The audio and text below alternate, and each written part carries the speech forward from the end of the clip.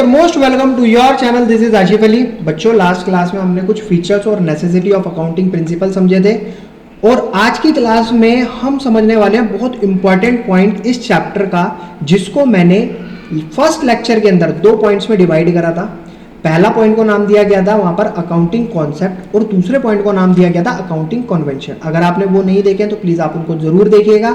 अब उसी नाम को यहाँ पर थोड़ा मॉडिफाई करके लिखा गया है अदर अकाउंटिंग प्रिंसिपल, क्योंकि स्टार्टिंग के जो अकाउंटिंग कॉन्सेप्ट वाले प्रिंसिपल थे वो तो हम ऑलरेडी एक्सप्लेन कर चुके हैं, वो आपको अच्छे तरीके से समझ भी आ चुके हैं। तो वीडियो काफी इंपॉर्टेंट है, प्लीज एंड तक जरूर देखिएगा। आइए चलिए शुरू करते। तो बच्चों, सबसे पहला पॉइंट हमारे सामने आता है अकाउंटिंग एंटिटी और बिजनेस एंटिटी प्रिंसिपल। ये पहला प्रिंसिपल है और ये क्या कहता है? इसका कहना है accounting is done from business point of view. मान लो ये आप हो और ये आपका बिजनेस है, ठीक है। ये आपका क्या है? बिजनेस है, ठीक है। आपका नाम है मान लो नोनू, ये आप हो, आपका नाम नोनू है। अब आप और आपका बिजनेस दोनों ही प्रिंसिपल कहता है कि आप दोनों सेपरेट हो, आप दोनों एक नहीं हो, आप दोनों अलग अलग हो।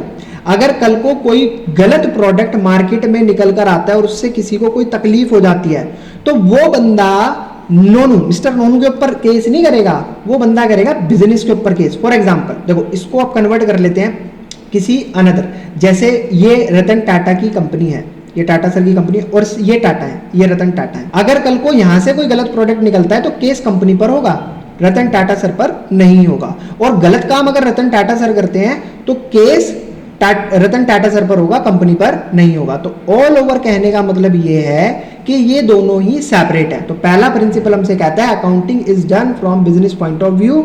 हमेशा ध्यान रखना, अकाउंटिंग जब भी करी जाएगी वो बिजनेस के पॉइंट ऑफ व्यू से करी जाएगी, ना कि उसके ऑनर के पॉइंट ऑफ व्यू से करी जाएगी। Next point, according to this principle owner and business are treated as separate entity. और ये मैं अभी आपको 1 मिनट पहले समझा चुका हूं, दोनों में ही फर्क है, दोनों ही अलग अलग है। तो जब भी कभी कोई बिजनेस ऑनर अपने बिजनेस में कैपिटल लगाता है तो बिजनेस के लिए वो कैपिटल क्या होती है? As a liability. ये हमने स्टार्टिंग के कुछ चैप्टर में भी पढ़ा है। वो कैपिटल क्या होगी? इस बिजनेस के लिए लायबिलिटी होगी, वो इस बिजनेस को वापस करनी है, वो इस बिजनेस के ऊपर कर्ज है उसके मालिक का। ठीक है बच्चों, पहला पॉइंट अच्छे तरीके से समझ आ गया। अब देखते हैं दूसरा अकाउंटिंग प्रिंसिपल क्या कहता है यहाँ पर। Money measurement principle, transaction and event that can be measured in money term are recorded, accounting ignore qualitative aspect. अब ये पॉइंट हमने चैप्टर 2 के अंदर, चैप्टर 1 के अंदर भी अच्छे तरीके से समझा था। आपने अगर वो चैप्टर 1 ध्यान से देखा होगा तो आपको समझ आया होगा। हालांकि मैं दोबारा से एक्सप्लेन कर देता हूँ। इनका कहने का मतलब ये है, जब भी आपके बिजनेस की अकाउंटिंग होगी तो उस टाइम, पहली बात तो ये बताओ आपको, अकाउंटिंग करते किस में? जर्नल में। मतलब रिकॉर्डिंग जिसमें होती है उस किताब का नाम होता है, बिजनेस की किताब का नाम जर्नल। इस जर्नल के अंदर जो भी चीजें रिकॉर्ड होंगी वो मनी की टर्म्स में रिकॉर्ड होंगी, वो क्या कभी भी हवा में। अब जैसे मान लो कंपनी के अंदर 100 ग्राम कोई भी XYZ प्रोडक्ट है तो हम वहां पर ये रिकॉर्ड नहीं करेंगे 100 ग्राम प्रोडक्ट है, हम ये रिकॉर्ड करेंगे कि XYZ प्रोडक्ट हमारा 1000 यानी कि जो उसकी मनी वैल्यू होगी उस टर्म में इसको रिकॉर्ड करा जाएगा। और अकाउंटिंग हमेशा इग्नोर करती है क्वालिटेटिव एस्पेक्ट। सर ये क्वालिटेटिव एस्पेक्ट क्या है? फॉर एग्जांपल ये बिजनेस है, इस बिजनेस की कुछ लेबर है जिसकी वजह से इस बिजनेस की प्रोडक्शन चलती है। अब मान लो ये सारी की सारी लेबर स्ट्राइक पर बैठ गई, ये सारी की सारी लेबर स्ट्राइक पर बैठ गई, तो उस कंडीशन के अंदर यहाँ पर क्या होगा? बिजनेस में प्रोडक्शन नहीं होगी। प्रोडक्शन नहीं होगी तो कंपनी का क्या होगा? नुकसान। कंपनी का क्या होगा? यहाँ पर नुकसान होगा।